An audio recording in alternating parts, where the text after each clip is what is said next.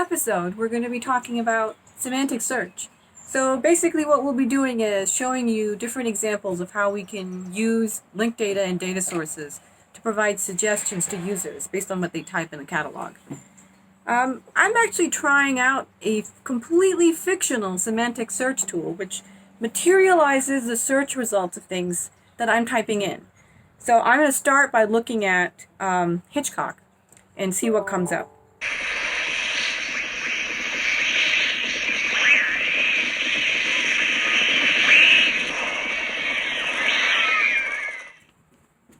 Okay, so I think what we should do next is watch the demo, and perhaps I'll leave the typing for the searches for a little later.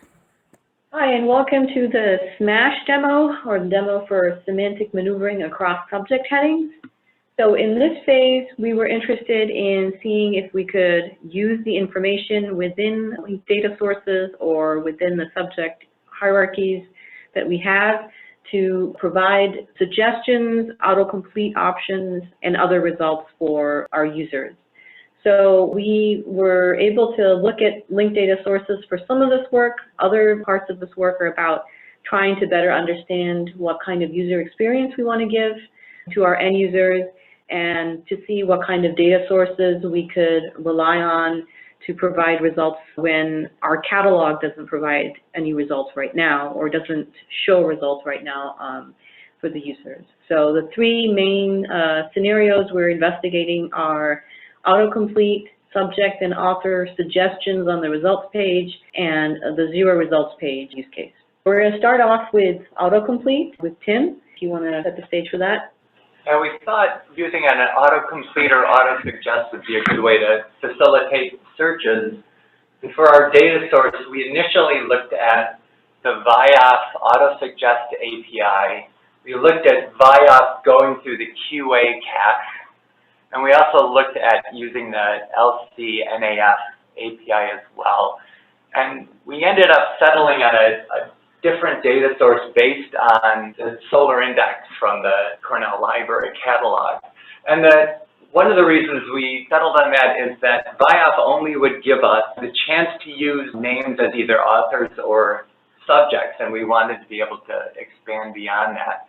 The issue with the Library of Congress API was that it wasn't scored in any way, so that the names would come back in an order that didn't really reflect what users' expectations would be. And I'll show that when we actually begin here. So what we're doing to prototype this is just using a very large JSON file with about 38,000 rows in it. As we go forward, if we consider pursuing this further, we would actually store the data in a Solar Index, a separate index from the catalog index. So our initial query will start with Albert. And you see we get back not just names that match at the author and subject level, but we also get locations back as well. And that was something we wanted to be able to do on searches. So if we continue entering here and we put in Einstein, now you can see that the smaller numbers in parentheses after all the choices here, that's actually coming from the facet counts in the Solar Index. And we're using those here to score or rate the searches so that we can provide better feedback for the user in terms of what they're seeing and the importance or weight associated with these different names. And something else that we factored in here was also how the user would specify the terms here. So we started that case with Albert. Some users would come in and type Einstein first, and then they get these matches and they can continue. Whether or not the comma in there doesn't matter, but you can see that we end up, whether it's Albert Einstein or Einstein Albert, with a very similar, actually I think in this case it's an identical set of matches. And the last thing we wanted to be able to do here is not just limit ourselves to either names of people or place names. In this case, we start with the word service. One thing to point out is that we also will include genres where relevant. And so in this case, we have several come up here. So we've got authors, subjects, genres, and locations all covered as possible results in the auto-suggest. And so if we continue now and do service dog, we get a list of authors and subjects. And this is actually, a lot of the testing that we did were based on actual user searches that were done in the library catalog, and service dog was one. And that's really all we have for the auto-suggest or autocomplete. So if I type in Emily Dickinson, I can begin to see suggestions, and if I click on this one, this will then lead me to the results page for that query. So the next part that we're going to talk about are the potential suggestions we can provide for the user once they're on the results page. So in this case, I picked Emily Dickinson, and when you, based on what you select from the autocomplete, it will actually pick that field for search. So you can see it picks author in this case. But on the left side, you're seeing related subject searches and related people and organization searches that highlight potential additional information and related entities. Here we're experimenting with multiple sources. In this case, it's bringing out some of the information from a subject facet that belongs to this results page, and you can see that, in this case, this is from OCLC. If there are broader and narrower and related concepts in those vocabularies, it also shows that in order to provide additional context. In addition to the facets, we also are experimenting with using ANIF, which is a natural language processing tool that the Library of Finland was working with or has helped to develop. And we're seeing if we can feed it metadata from our catalog. So in this case, we have about 194,000 some full title to Library of Congress subject heading matches and the Library of Congress subject vocabulary. If you feed it those and it if you give it a keyword, can you get suggestions back? So some of these, you can see these particular suggestions are coming back for Emily Dickinson based on what ANIF is suggesting as potentially related results.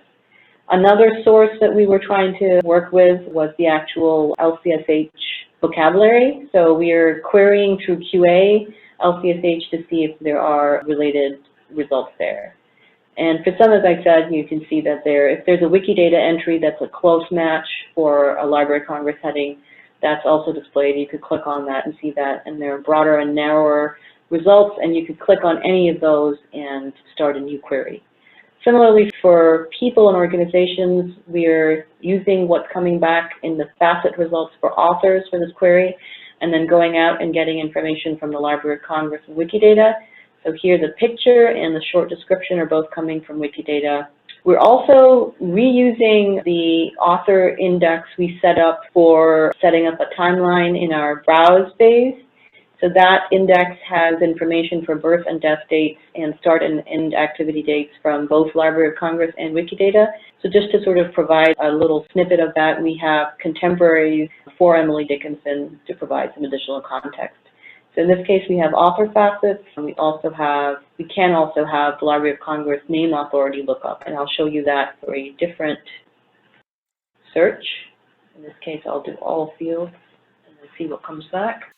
And you can see here, you have subjects that have come back based on the subject facets, based on ANIF, which is suggesting particular subject categories, and also from an LCSH lookup.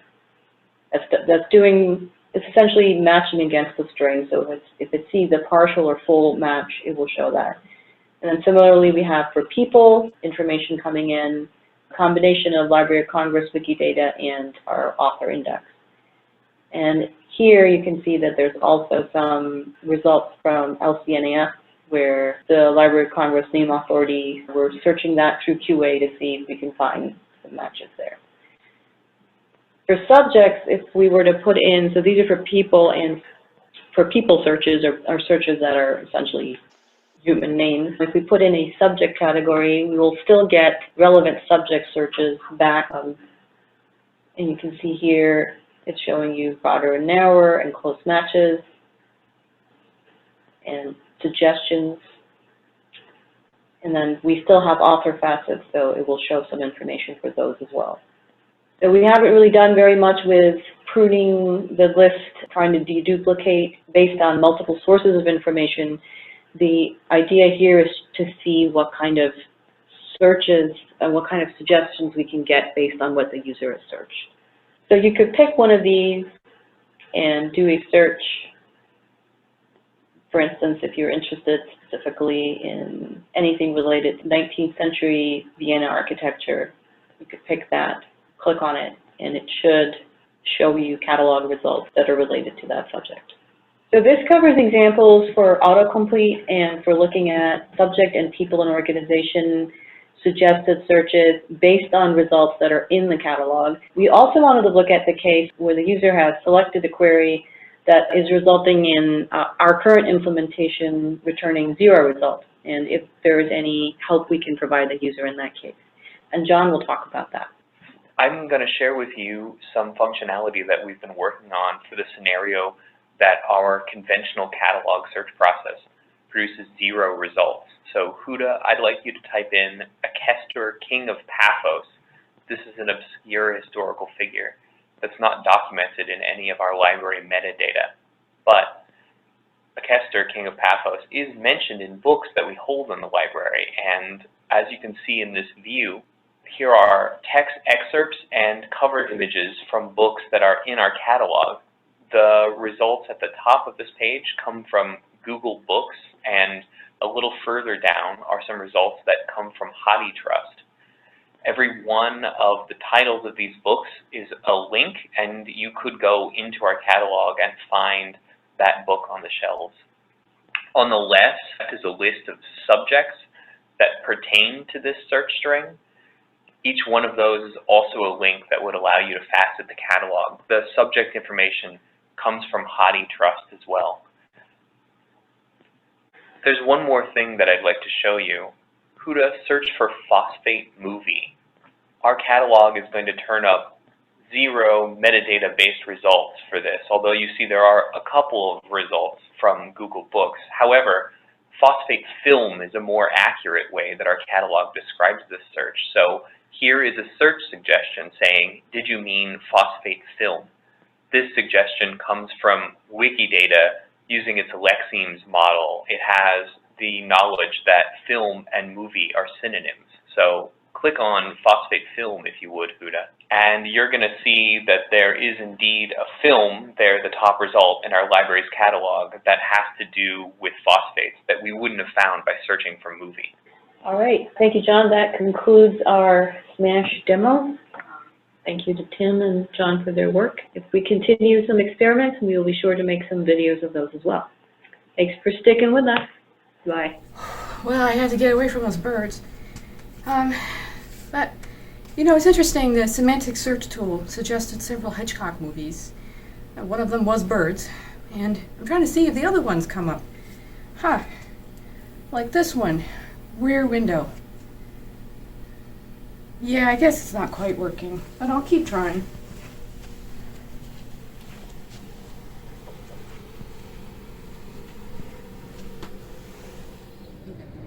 Interesting, and when I try to look up North by Northwest, I don't see any planes, so I'm afraid this one isn't working either.